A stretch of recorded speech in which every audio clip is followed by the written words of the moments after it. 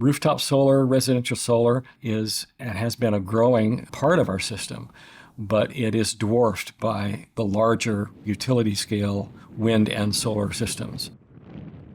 The system was built for large generator locations exploiting a resource located near a transmission interconnection.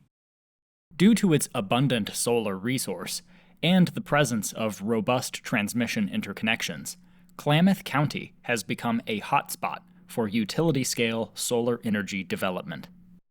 So, okay, what are we looking at over here? This is the solar fields, the 65 acres here and 160 acres down there. These were class 5 soils, so they're not high-value soils. So I don't have a problem with the solar panels. The viewscape is a little different, but I don't live up here. You get down by the river and there's huge solar fields. So we're producing a lot of solar power at Klamath. I believe I've heard that this is one of the sunniest places in the entire state of Oregon. Is that correct? They say we get 300 days of sun.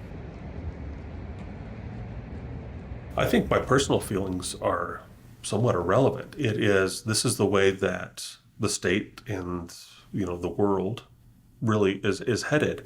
And so if we want to be a part of it and benefit from the new development of these new projects, then we're going to have to figure out a way to embrace it. One of the things that we did is we passed a ordinance that kind of lines out, if you want to develop solar in Klamath County, here's the guidelines. This is how you want to do it. That informs developers that yes, we are receptive and we want to develop it in Klamath County, but you're also going to have to respect us and our way of life. Laying that out ahead of time so that they know what they're getting into when they come here has made things so much cleaner, so much smoother. The community is now benefiting in a way that's acceptable to the citizens at large, because we went through that process to say, it's going to happen. What do you want it to look like? And it was, well, stay off of the best farm ground. If you're going to take acres and acres and acres, 500 acres of fertile farm ground and cover it with solar, that makes no sense. Let's put it where it does make sense. But I don't like it on good farm ground. Like I said, you're going to do class 5, 6, 7 fields, that's fine. But don't put it on class 2 and 3 and 4 fields. That's just not the way things should work. That's what we eat off of. We're welcome to development. We want to grow as a community. We need development. We need new taxpayers.